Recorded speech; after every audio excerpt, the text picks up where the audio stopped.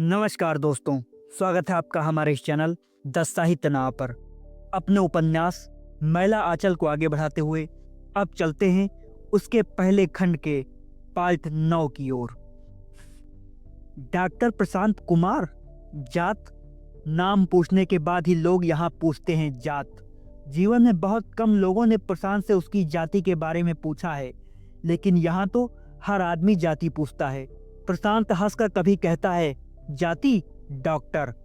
Doctor? जाति doctor? Bengali है या बिहारी? हिंदुस्तानी, डॉक्टर जवाब देते हैं। जाति बहुत बड़ी चीज है। जात पात नहीं मानने वालों की भी जाति होती है। सिर्फ हिंदू कहने से ही पिंड नहीं छूट सकता।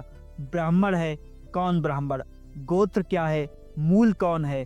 शहर में कोई किसी से जात नहीं पूछता। शहर के लोगों की जाति का क्या ठिकाना, लेकिन गांव में तो बिना जाति के आपका पानी नहीं चल सकता। प्रशांत अपनी जाति छिपाता है। सच्ची बात यह है कि वह अपनी जाति के बारे में खुद नहीं जानता। यदि उसे अपनी जाति का पता होता तो शायद उसे बताने में झिझक नहीं होती। तब शायद जाति पाति के भेदभाव पर से उसका भी पूर्ण विश्वास नहीं हटता। तब शायद ब्राह्मण कहने में वह गर्व महसूस करता। हिंदू विश्वविद्यालय में नाम लिखाने के दिन भी प्रशांत को कुछ ऐसी ही समस्याओं का सामना करना पड़ा था। रात भर वह जगा रह गया था। प्रशांत कुमार, पिता का नाम अनिल कुमार बनर्जी। हिंदू, ब्राह्मण, सब झूठ। बेचारा डॉक्टर अनिल कुमार बनर्जी नेपाल की तराई के किसी गांव में अपने परिवार के साथ सुख की नींद सो रहा होगा। प्रशांत कुमार नामक उसका कोई पुत्र हिंदू विश्वविद्यालय में नाम लिखा रहा है। ऐसा वह सपना भी नहीं देख सकता। लेकिन प्रशांत अपने तथाकथित पिता डॉक्टर अनिल कुमार को जानता है। मैट्रिक परीक्षा के लिए फॉर्म भरने के दिन डॉक्टर अनिल कुमार उसके पिता के रिक्त कोष्ठ में आकर बैठ गए थे। बचपन से ही वो अपने जन्म की कहानी सुन रहा है। घर की नौकरानी, बाग का माली और पड़ोस का हलवाई भी उसके जन्म की कहानी जानता था। लोग बरबस उसकी ओर उंगली उठाकर कहने लगते थे, उस लड़के को देखते हो ना, उसे उपाध्याय जी ने कोसी नदी में पाया था। बंगाली डॉक्टरनी ने पाल पोसकर बड़ा किया है। फिर लोगों के चेहरे पर जो आश्चर्य की रेखा खिंच जाती थी और आंखों में जो करुणा की हल्की छाया उतर जाती थी, उसे प्रशांत ने सैकड़ों बार देखा है। एक लावारिस लाश को भी लोग वैसी दृष्टि से नहीं देखते। प्रशांत अज्ञात कुलशील है। उसकी मां ने एक मिट्टी की हांडी में डालकर बाढ़ से उमड़ती हुई कोसी मैया की गोद में उसे सौंप दिया था। नेपाल के प्रसिद्ध उपाध्याय परिवार ने नेपाल सरकार द्वारा निष्कासित होकर उन दिनों सहरसा अंचल में आदर्श आश्रम की स्थापना की थी। एक दिन उपाध्याय जी बाढ़ पीड़ितों की सहायता के लिए रिलीफ की नाव लेकर निकले। झाऊ की झाड़ी के पास एक मिट्टी की हाड़ी देखी, नई हाड़ी। उनकी स्त्री को कौतूहल हुआ, जरा देखो ना उस हाड़ी में क्या है। नाव झाड़ी के पास पहुंची।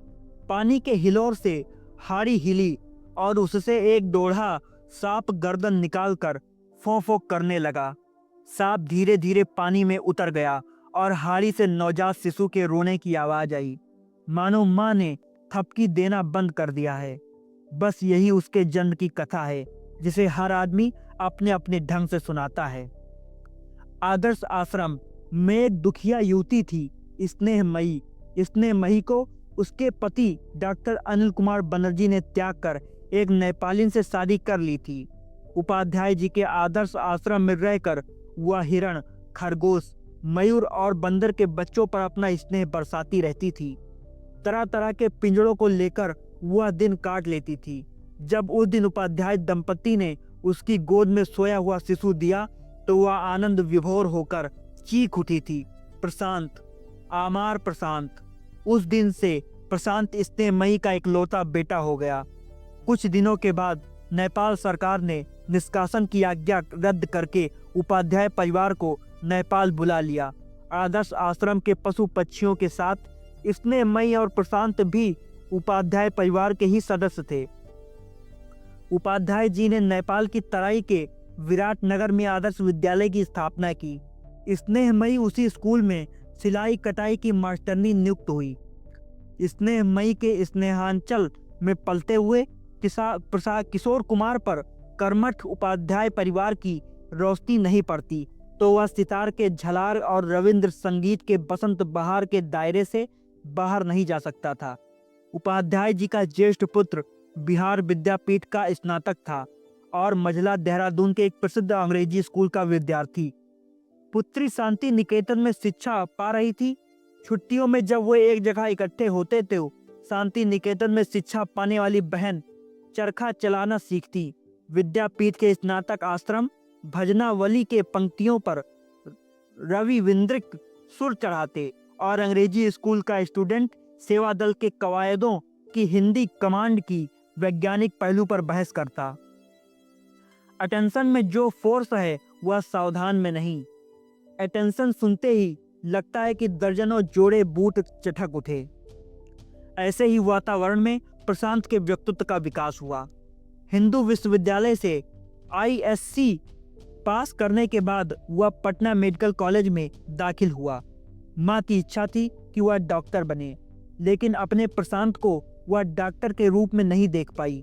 काशीवास करते करते काशी की किसी गली में वह हमेशा के लिए खो गई।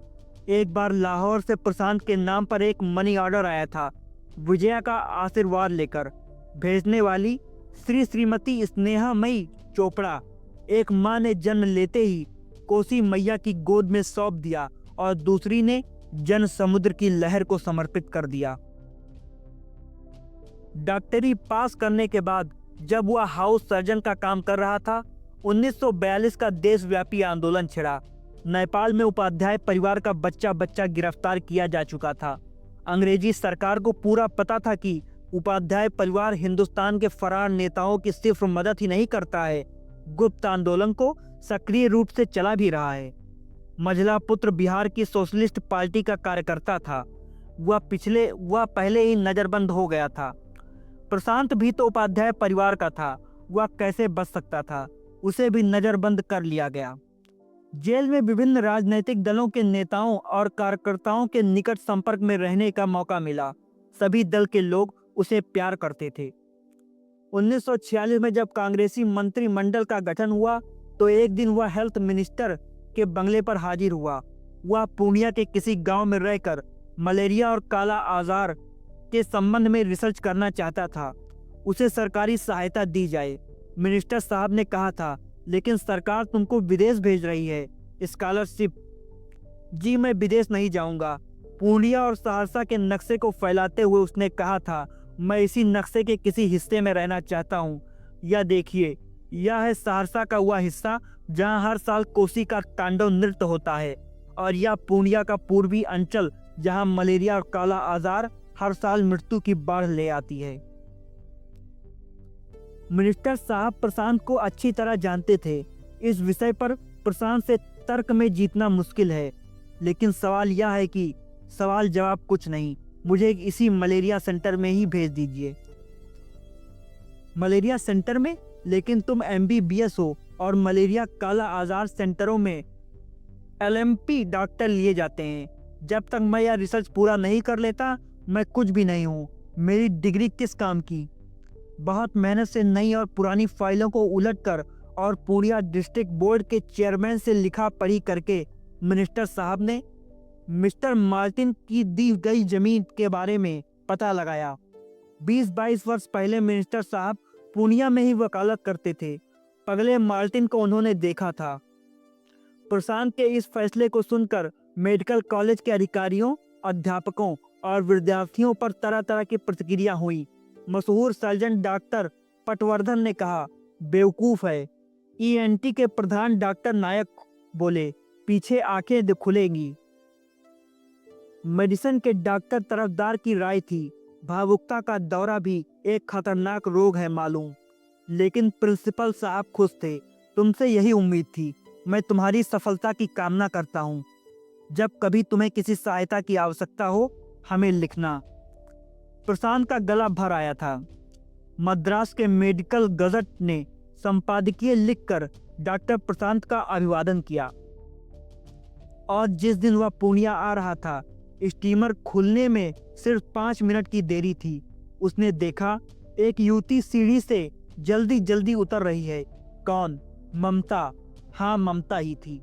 आते ही बोली, आखिर तुम्हारा भी माथा खराब हो गया? तुमने तो कभी बताया नहीं। बलिहारी है तुम्हारा। ओह प्रशांत, तुम कितने बड़े हो, कितने महान। मैं तो अभी आ रही हूँ बनारस से। आते ही चुन्नी ने तुम्हारी चिट्ठी दी। रुमाल से फूल और बेलपत्रा निकालकर प्रशांत के सिर से झुलाते हुए ममता ने कहा था, बाबा विश्वनाथ जी का प्रसाद है। बाबा विश्वनाथ तुम्हारा मंगल करें। पहुँचते ही पत्र देना। तो दोस्तों, यह था मैला आंचल उपन्यास का पहले खंड का भाग 9। अब मिलते हैं पहले खंड के भाग 10 में। धन्यवाद दोस्तों।